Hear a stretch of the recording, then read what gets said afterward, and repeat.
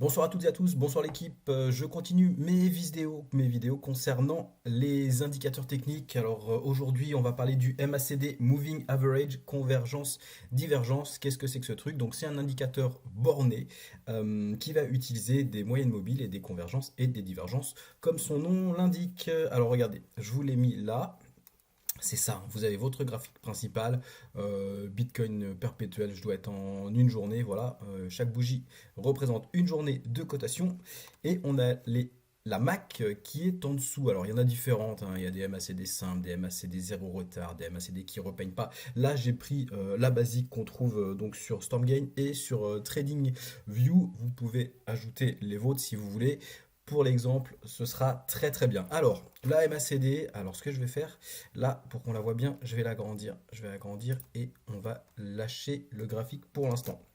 La MACD, elle se compose comme ça. Donc vous avez trois courbes plus un histogramme. Alors les courbes, la courbe bleue ici, on l'appelle la ligne rapide. C'est la différence entre une EMA 26 et une EMA 12, donc des moyennes mobiles exponentielles.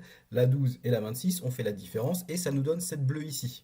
Ensuite, vous avez la rouge. La rouge, c'est ce qu'on appelle la ligne de signal. Donc une EMA 9, moyenne mobile exponentielle 9. Vous avez ici la ligne du 0, voilà.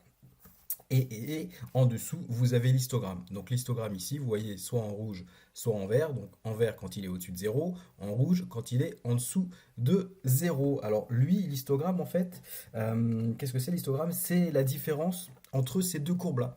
Voilà, différence en fait de moyenne entre ces deux courbes. Donc la ligne rapide bleue et la ligne de signal rouge. Alors bon, là elle est orange, hein, mais bon, vous pouvez la mettre en rouge hein, comme vous voulez. Donc MACD 12 26 9, vous voyez, c'est la MACD par défaut. J'ai envie de vous dire que quand vous débutez, ça suffit bien. N'allez pas vous embêter, n'allez pas vous casser la tête à changer et à magouiller et à trifouiller tout ça. Voilà. Comment on s'en sert? Alors là, je vais repasser avec le graphe. Donc le graphique du Bitcoin ici. Alors, bon, bah, c'est assez simple, hein. Regardez, on va zoomer, regardez.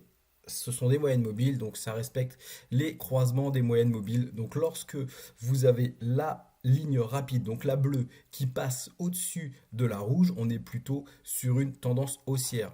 Regardez, attendez, peut-être que je vais faire comme ça. Bon, là vous voyez mieux ici. La bleue, pardon, qui passe au-dessus de la rouge, tendance haussière. Donc on achète. La bleue qui passe en dessous de la rouge, cassure de moyenne mobile par le bas. Et bien là, on est plutôt sur une tendance baissière, on va vendre. Alors vous regardez, à chaque fois qu'il y a un mouvement ici, croisement par le bas, l'histogramme devient rouge. Voilà. Ici, croisement par le haut, l'histogramme devient vert. Ici, croisement par le haut, l'histogramme revient vert et passe au-dessus de 0. Donc au-dessus de 0, là, la ligne 0 que vous voyez ici, on achète. En dessous de 0, plutôt tendance baissière, donc on va vendre. Voilà, c'est pas plus compliqué que ça. Alors, il faut savoir que lorsque les croisements se font à l'extérieur, donc à l'extérieur de l'histogramme. Donc dès qu'en fait ces courbes, ces moyennes mobiles sortent de l'histogramme, on est sur je dirais, on est sur des tendances fortes. Donc forte hausse, voilà, ou là par exemple forte baisse. On est à l'extérieur de l'histogramme, forte baisse ici, vous voyez bien, et c'est cette baisse là. D'accord, vous comprenez. Et là, par exemple, on sort de l'histogramme, donc forte tendance haussière, donc on monte de là à là. Donc, vous voyez, lorsqu'on sort de l'histogramme, attention, le mouvement peut être violent dans les deux sens. Donc c'est exactement hein, comme des croisements de moyenne mobile dont je vous parle en formation. Euh, on achète un croisement par le haut et on vend un croisement par le bas. On va chercher un TP au niveau de la ligne de 0, un TP1 par exemple, ou pour mettre son BE, et après, lorsque ça pousse, on va continuer sur la tendance, je dirais, forte, et on va essayer d'aller chercher le haut de la MAC, donc qui se trouve généralement vers les 150 ou 200, voilà, et là c'est une moins 80 et 160, donc moins 80 tout en bas, 160 tout en haut. Ça marche un peu, ça fonctionne un petit peu comme le RSI. Bon, j'espère que c'est pas trop compliqué.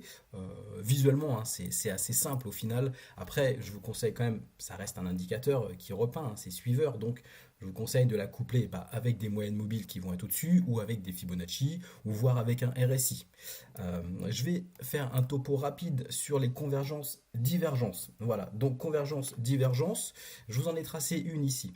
Convergence, divergence, c'est quand vous avez l'inverse qui se produit donc sur votre Mac, l'inverse de ce qui se passe en fait sur le graphique, sur le cours, là, sur le cours de Bitcoin. Là, vous voyez, on a des plus hauts de plus en plus hauts, donc ici, ici, ici et là, voilà. Donc oblique haussière, hein, tendance haussière, vous l'avez vu, hein, c'est matérialisé par cette ligne verte là.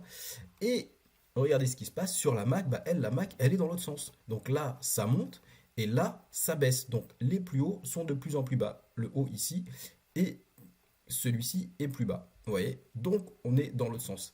Ça veut dire qu'il peut y avoir un retournement de mouvement. Quand il y a une convergence comme ça, il peut avoir un retournement de mouvement. Donc là, vous voyez, la tendance, elle est haussière. Alors, elle est haussière depuis longtemps, hein, on le voit bien. Hop, hop, hop, hop, hop. Ça monte, ça monte, ça monte. Et ici, on a une belle divergence. Donc là, ça monte, là, ça descend. Donc ça veut tout simplement dire qu'il faut peut-être se préparer à vendre. Il faut peut-être se préparer à une correction. Et la correction, elle arrive, effectivement. Donc là, il y en a une première petite, si vous voulez, ici. Donc là, vous vendez ici. Vous vendez le croisement de cette moyenne mobile, donc la moyenne mobile rapide sur sous ce qu'on appelle la ligne de signal. Donc ça vend. On vient retrouver la ligne de 0. Hop, on rebondit. Vous remarquez, en fait, ça ne descend pas, hein. Lui, il est au rouge, mais effectivement, ça ne casse pas, donc on ne va pas plus bas. Et ça rebondit, hop, ça remonte. Et effectivement, là, par contre, on a un second croisement. On touche donc cette oblique baissière. Et là, c'est parti. La bleue passe en dessous, la rouge. L'histogramme, regardez, il passe dans le rouge, donc il passe sous 0. Ça veut dire qu'on a vendu là.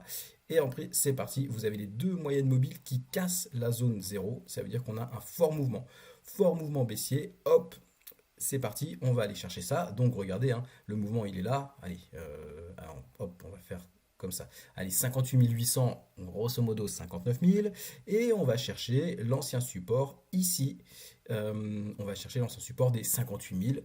Les plus patients, vous pouvez même aller chercher ça. Mais c'est vrai que bon, en trading, comme on met des stop win, comme on fait généralement de l'intraday ou du swing, mais qu'on doit protéger, effectivement, vous allez plutôt prendre un stop win par là ou par là. D'accord? Donc, pas certain qu'on attende jusqu'ici, hein, pour avoir le point le plus bas, mais déjà c'est pas mal, hein. Vous avez vendu là 58 000, vous allez chercher ça.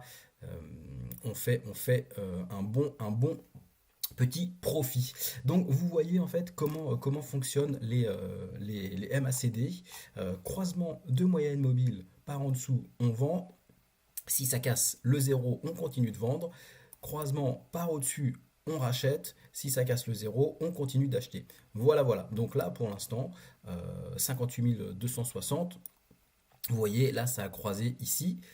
Voilà, ça correspond à cette hausse-là, à peu près le support des 58 000. Et c'est parti, on achète, et on va chercher 58 260. On est sur des petites unités de temps, pardon. Donc forcément, ça, comment dirais-je, paraît pas énorme, hein, comme mouvement. Mais voilà comment il faut se servir des MACD. J'espère que c'était assez clair, que vous avez compris. Et je referai une vidéo sur le RSI très prochainement. Allez, ciao, ciao et bon week-end. Salut!